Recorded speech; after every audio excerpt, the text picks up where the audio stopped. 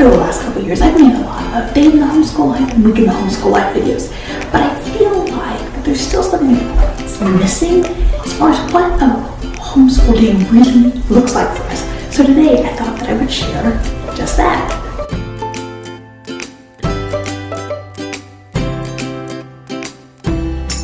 As much as I tried to really show a good glimpse at what a whole day looks like, I feel like I just can never quite do that well. So that's what I thought I would do today, starting with wake up until dinner time. And this schedule is just for a regular day at home or home all day. So not the days we have piano or PE, field trips, that sort of thing, just an average day. Now I wake up somewhere between 6:30 and 6:45. And I get my day going then. My boys usually wake up between 6:45 and 7, and then my daughter sleeps a little later. She's usually awake by 7:30. When I get up, I'll get myself ready, make the bed, that kind of thing. And then I have my coffee, I play around on Facebook, Twitter, read some blogs, that sort of thing, until, well, I usually do that for until about 7:30. And then, sometimes a little later, honestly. And then I finish making sure that I'm ready. I start any dinner prep that I need to do. I call the boys down by 8. They get a little screen time in the morning. And so they will have their breakfast. Elizabeth will be down by then. She's usually done before 8. But they do their breakfast, their morning jobs, get themselves ready, that sort of thing. At the latest, 8:30, I need to be ready to head to the schoolyard. That means that I am completely ready. I've made the bed, I've brushed my teeth, gotten dressed, all of that those things. If there's anything I can do for dinner, that needs to be prepped by then. And I need to make sure that the kids aren't going to need me. So they're dressed, they've done their jobs, all of that. Now, after they are done with their jobs in the morning, they are free to do whatever it is they want to do, except they on screens. They want to play outside or read or cover, whatever they want to do, play games. By 8:30 at the latest, I head upstairs, start a load of laundry almost every morning before school starts, and then I head to the schoolroom. If I can get into the schoolroom a little before 8:30, that's even better, but by 8:30, I need to be in there. I bring Elizabeth down about 8:45, usually. We are working back to her being responsible for coming down on her own. Last year, towards the end of the school year, that was a change we made. And then, as we're getting back in the school year, that's something she's gonna work on doing herself. But by 8:45, I bring her down. So between 8:30 and 8:45, I am getting out any materials I need to do, looking over the plans for the day, just getting myself ready to go. She comes downstairs and she has a little bit of time with me before I call the boys in, where I can work just with her. So if she needs help with Spanish or writing, math, that sort of thing, she has my devoted attention then. If she doesn't need my attention, but she just needs silence before the boys, that's also her time to do that. Around 9 o'clock, I usually head downstairs to get myself breakfast because I don't like to eat first thing in the morning. And while I'm down there, I also cut apples for the kids. They like apples during school. So I will do that about a little after 9. By 9:15, I'm ready to call the boys in. Ben starts with his reading, and I sit down to work with Matthew. My goal, and it usually happens, I'm on top of it, is that by 10 o'clock I'm done with Matthew. He and I will do his math together, grammar if we do first language lessons, so if we have that, we will do that. Anything that he needs me to do, depending on what he's reading that day, then I may do some reading with him or just listen to him. But 9:45 to 10 o'clock is my goal to be done with him. Then he can do his individual work, and then I am ready to help the other two. Ben reads for about 20 minutes and then works on his individual work. When he is done with his individual work and I'm done with Matthew, then I go to work with him. In the meantime, if I have some extra time, I will, do grading, help Elizabeth, do extra planning, whatever I kind of want to do. That's my time to do it. But then Ben and I do work together, and we do math. He's doing Beast Academy, so I will help him with that. If he needs any assistance with his writing, he's doing writing and rhetoric this year and loving it. So if he needs help with that, I can do it. Anything that he needs my time with, that's what he does. When he's doing his individual work, I have them mark anything that he needs help with rather than interrupting me.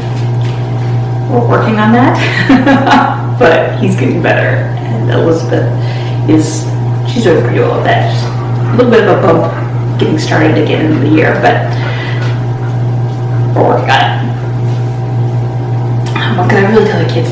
That it's just more efficient for me if I, mark what's wrong and I will get to you, but if I have to keep interrupting, then you know how it is. It's maddening and not efficient. So that's kind of what I do, and that's what our morning looks like. And I do try to bump around at kids to see if they have any quick questions that I can answer, anything that they've had problems with, as I can. We try to go until about 11:30 most days. Between 11:15 and 11:45, I should say. Usually 11:30. And then we break for lunch for an hour. The kids if they need help with lunch, or if I'm making lunch that day, I come down and help them. Otherwise, I just send them downstairs and they can all make their lunches now. Basic things, quesadillas and sandwiches and reheating leftovers. They can all do that. So they do that. And our lunch break is an hour. So I try to spend 15 to 20 minutes upstairs in the schoolroom reviewing anything that was from the morning, if there's anything I need to grade, putting things away, getting things out. I just find that if I spend 15 to 20 minutes doing that, it makes all the difference for the afternoon. I'm not always great about it, but I try. Sometimes by that time I'm so frazzled or burnt out or mush brained or whatever it is that I don't end up doing it, but that's always my goal. And then 15 to 20 minutes for lunch, and then I try to take 15 to 20 minutes for myself. That may be reading in my bedroom or outside, maybe laying down for a super quick nap, a walk around the block, anything that just kind of refreshes my brain and is my time, just where I can be inside of my brain. So that's our lunchtime. I used to always do about an hour and a half for lunch, and I found that it was getting really hard last year to get back into our afternoons. So last, maybe January or February, I cut back our lunch to an hour, and it has been a huge difference for us. So an hour for lunch. So after lunch, when we come back, when we're ready to start back, again, I have a little chunk of time where I am available to help just Elizabeth, or she can have some silence. In the afternoon, I try to make that just about 15 minutes. If she needs a little more time, then I can do that. The boys, I'm a lot more flexible with them. So, and we're always fine with that. But she really needs that time sometimes, so I'm more willing to block it off for her. So, like I said, 15 minutes, 30 minutes at the most. And then we call the boys in. This is the first year we're not doing history and science all together. So Elizabeth, after we have that time, she will continue working on whatever she wants to do. She can do her history and science in the morning as well. So she just spends the afternoon finishing up whatever her job or whatever she needs to do for the day. And then I'll take the boys and we will do history and science, roughly 45 minutes of each, but again, it just kind of, a lot of it just depends on the day and what we have to do. Sometimes we'll do more history and less science, or flipped. It's still early in school year, so we're still finding our groove on that, but that's kind of the plan. In the afternoon, we have not started it yet. We start next week. I will also be doing geography with the boys 3 days a week. We use Legends and Leagues geography. I have a video on that. My boys love it. So that will be also included in our afternoon time. By 3 o'clock, we are done. I try very, very hard to not let us go past that time. Even if things aren't done, I would rather end the day, move those things to another day, than keep going on, because by 3 o'clock, our brains are just not working efficiently. So it's not really helping. And I need that to be enforced so that I can say, this is it, that's our day. Now, let's focus on your other things, because I can really struggle with feeling like, oh, we gotta get everything done. We gotta get everything done. Especially as Elizabeth gets older, that's something I struggle with. So, by 3 o'clock, at the very latest, I end our school day. The only thing that really changes in the afternoons on a day we're home is on Fridays.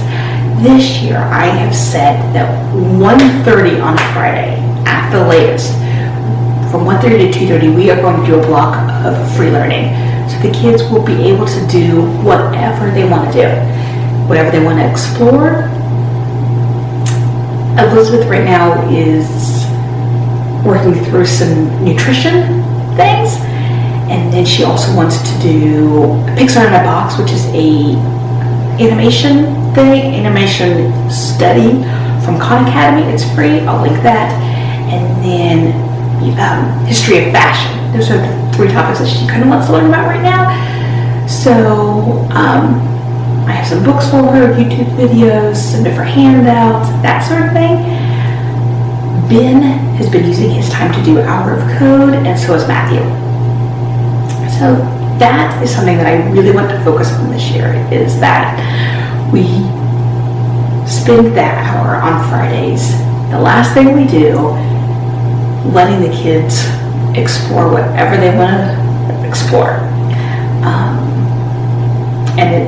I'm not, being cognizant of it, what check boxes I can mark off and where it could fit in, what I can account for. I'm not, which has been a little hard for me. The past couple of years I've been really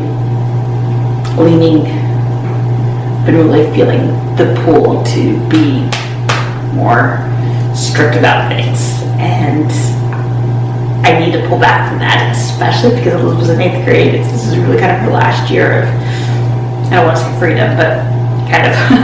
So that's the only thing that really changes in our afternoon, is that on Fridays I'm trying to guard that hour for them. So that is kind of a typical day for us. After school is done, we do a cleanup. Everybody has an area in the house that they are responsible for doing during that time. If we have any evening activities, they need to get those bags packed, have a snack, that sort of thing. And then, depending on the day, they can have a little bit more time on screens while I do work for Channel on the blog, work on dinner, work on evening activities and household jobs, that sort of thing. And then our evenings and whatever those look like. So that is kind of a typical school day for us. If you have any questions about our day, be sure to leave them below. And thanks for watching.